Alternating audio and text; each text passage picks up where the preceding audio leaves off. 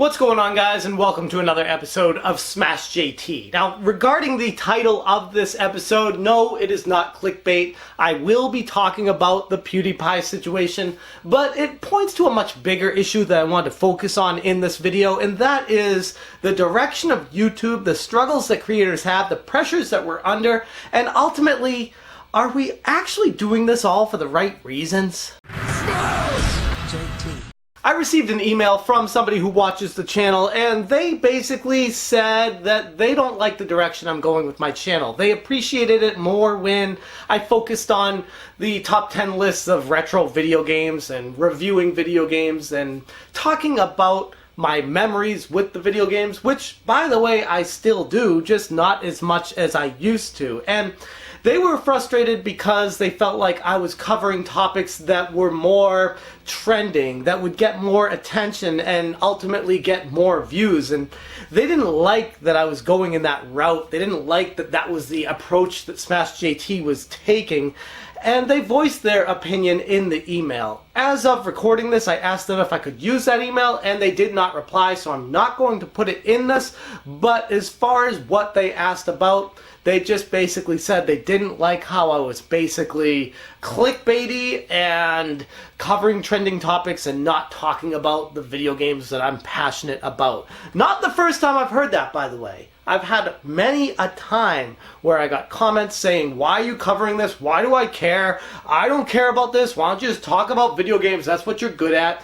It's kind of a problem with YouTube on the whole, which is what brings me to making this video in the first place. Recently, there was a situation with PewDiePie and ProJared, where we're all fairly familiar with the ProJared situation by now. If you're not, I've made a slew of videos talking about it because the topic interested me, because I thought it was beyond comprehension how crazy it was, and I wanted to find out more about it personally, so I brought you guys on that journey with me. While I was researching, I basically made videos researching it and posted them, and you guys were saying, why do I care about them? Which is fine, but I just want you to know I wasn't covering those topics because I thought it was trendy. I was covering them because I thought it was interesting. I was curious. This is a creator that I loved growing up, someone who I've followed since Screw Attack, and he completely screwed up his career for multiple reasons. But the reason why I bring this up is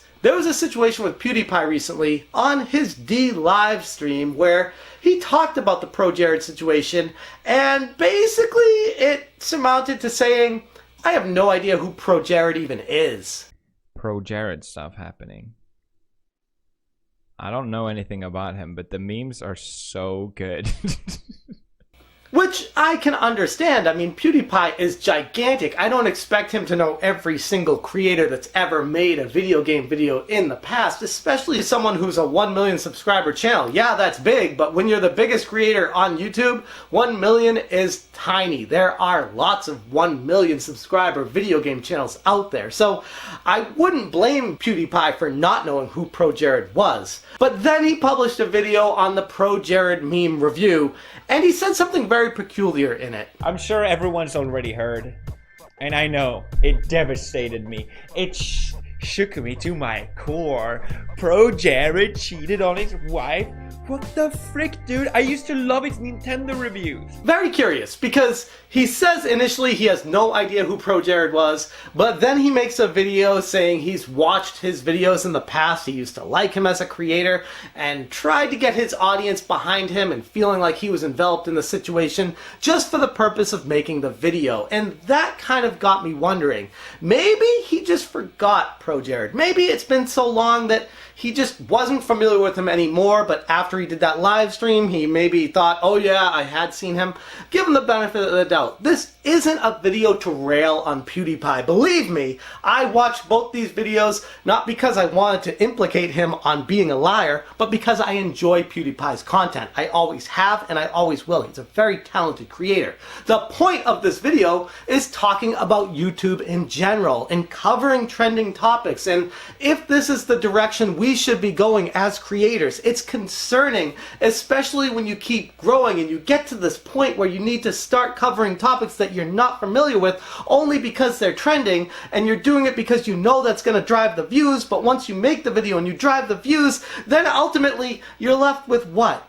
A shell of a channel where you're not even making anything for yourself anymore. You're just making it to get the views, to grow the subscribers, and ultimately make money at the end of the day. Which, yes, that's admirable. Making money is the American dream. That's what everyone wants to do, but at what cost? Honestly, I mean, I'm being real with you guys here. This is something that's hard to make. A video that I've thought about for a very long time, and after I saw what went down with PewDiePie and how he covered the ProJared situation, it made me realize it doesn't extend just to small creators, but also gigantic creators. We are all faced with this same issue, and it's basically created by the algorithm, for lack of a better excuse. Ultimately, what drives the views? The concerning thing about the direction of YouTube is, are creators even in this for the right reasons anymore? Or are they just doing it for money? Am I just making this video for views?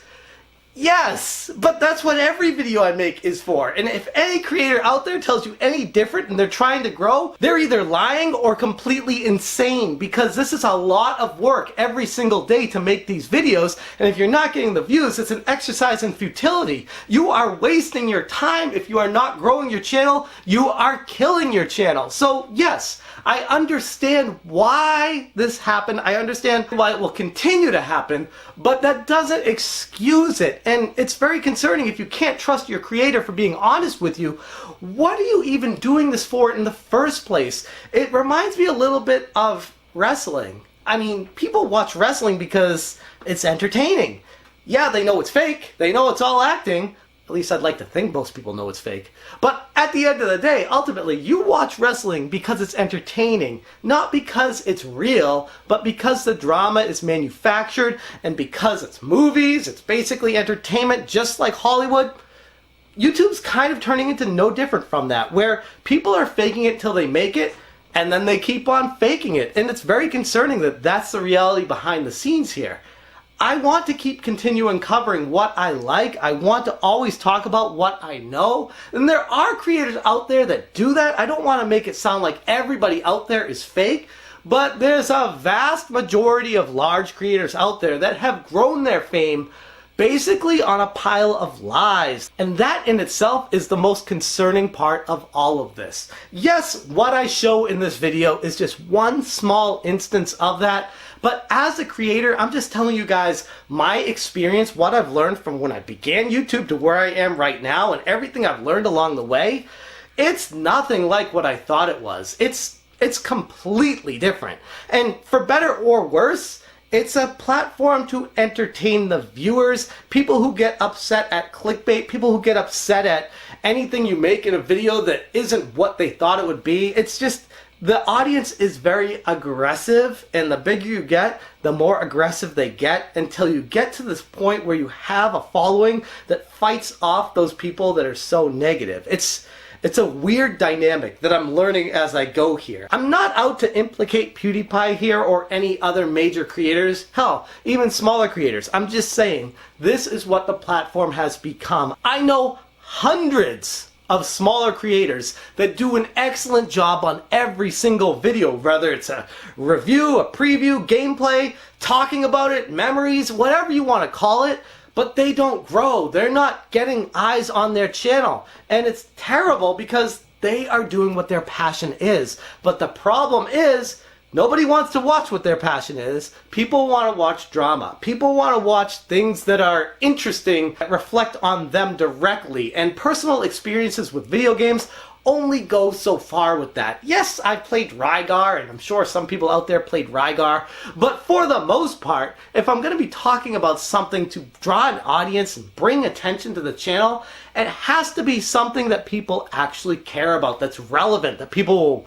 be actively searching for. And this is something that's well known. I don't want to make it sound like it's a revelation I had, but it's more, I realized that when PewDiePie did this, that he is in it for the views, and honestly, it was a little bit disheartening. It was a little discouraging to see someone of that magnitude basically say, I don't know who this ProJared character is, and then a couple days later be like, I used to watch ProJared. He was a good creator back in the day, and oh my god, what did he do with his life? It's just, that was kind of cringy. I hope I never get to that point in my life where I regret doing something like that, and I'm gonna try my best not to, but to be honest with you guys, who knows what tomorrow brings. Anyways, that's all I got for you today, but I'd be very interested to hear what your thoughts are on YouTube as a platform. Totally? Do you enjoy the direction it's going? Do you like the content that's being presented to you? Or do you think a lot of these videos are cheap, that they're quick cut and they're just trying to get attention off of trending topics, and the creators that are making them don't even care about what they're talking about, that they're just covering a topic for attention like a vulture and then moving on to the next carcass as soon as they get the chance? Just be very interested to hear where you guys stand on that. Thank you so much for watching, and as always, you stay smashing.